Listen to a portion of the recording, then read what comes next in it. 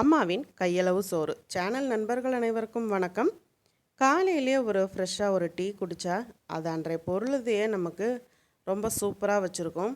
Tea பிரியர்களுக்கு இது உண்மைங்கிறது தெரியும்.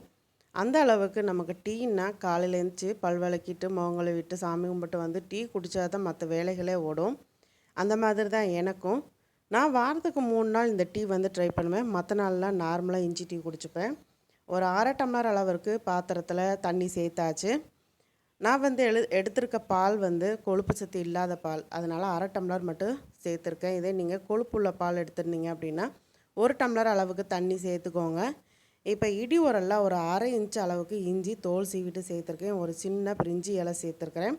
ஒரு ஏலக்காய், ஒரு துண்டு பட்டை, ஒரு கிராம்பு, 1/2 ஸ்பூன் அளவுக்கு கொத்தமல்லி விதைகள் எடுத்திருக்கேன். நாட்டு கொத்தமல்லி தான் எடுத்துருக்குறேங்க.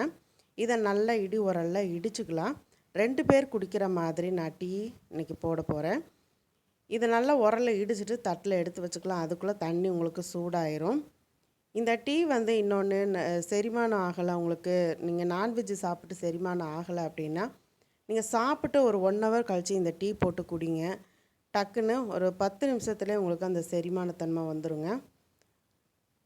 அந்த மாதிரி நீங்கள் ஒரு தடவை ட்ரை பண்ணி பாருங்கள். செரிமானம் ஆகலைன்னா இந்த டீயை உடனே போட்டு குடிச்சு பாருங்கள். ரொம்ப டக்குன்னு உங்களுக்கு அந்த பலன் கிடைக்குங்க. நீங்கள் இன்னும் அம்மாவின் கையளவு சோறு சேனலை சப்ஸ்கிரைப் பண்ணலன்னா சப்ஸ்கிரைப் பண்ணிக்கோங்க. சப்ஸ்கிரைப் பண்ணும்போது ஆளுங்கிற பெல் பட்டனோட சப்ஸ்கிரைப் பண்ணிக்கோங்க. அப்போ தான் நான் போடக்கூடிய வீடியோஸ் உடனுக்குடனே நோட்டிஃபிகேஷனில் கிடைக்கும். தண்ணி நல்லா சூடாயிடுச்சு.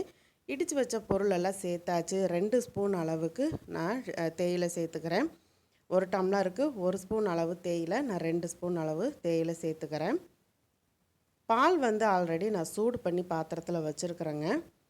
பால் சூடு பண்ணிவிட்டு நம்ம டீ போடுறது தான் ரொம்ப டேஸ்ட்டும் கூட. பாலை சில பேர் சூடு பண்ணாமல் அப்படியே ஊற்றி கொதிக்க விடுவாங்க. அது அந்தளவுக்கு டேஸ்ட் கிடைக்காது. அதனால் நீங்கள் பால் வந்து தனியாக சூடு பண்ணி வச்சுக்கோங்க. உங்களுக்கு இந்த வீடியோ பிடிச்சதுன்னா நண்பர்களுக்கு ஷேர் பண்ணுங்கள். மறக்காமல் லைக் பண்ணுங்கள். வீடியோ பற்றின கருத்துக்களை கமெண்ட் பாக்ஸில் சொல்ல மறக்காதீங்க. இப்போ தேயிலை நல்லா ஒரு 2 நிமிஷம் கொதிச்சிருச்சுங்க. ரொம்ப கொதிக்க விட்டீங்க அப்படின்னா தேயிலேருந்து அந்த கடுத்த வாசம் வந்துடும். இன்னொன்று நம்ம மசாலா பொருட்கள்லாம் சேர்த்துருக்கிறதுனால ரொம்பவும் காட்டமாயிடும்.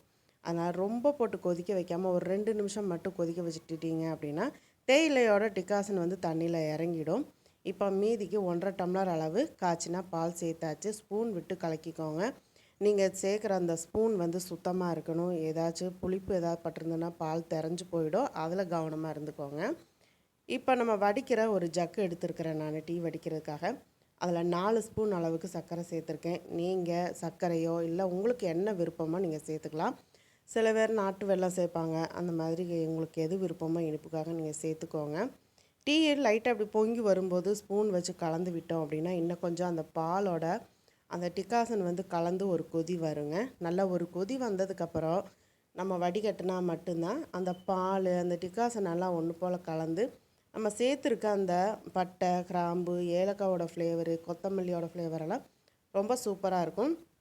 இன்னொன்று இந்த மசாலா டீக்கு நான் மல்லி ஏன் சேர்த்தேன் அப்படின்னா சில பேருக்கு வந்து இந்த பட்டை கிராம்பெல்லாம் சேர்த்தா வயிறு எரிச்சல் வரும்.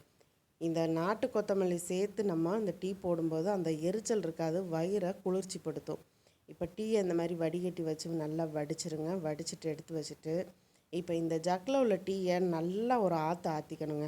நல்லா சர்க்கரை கரையிற மாதிரி ஒரு 2 ஆற்றுனீங்க அப்படின்னா நல்லா நுர கூட்டி வரும். இன்னொன்று உங்களுக்கு நல்லா ஃபுல் ஃபேட் மில்காக இருந்தால் மட்டும்தான் நல்லா நுர பொங்க இருக்கும்.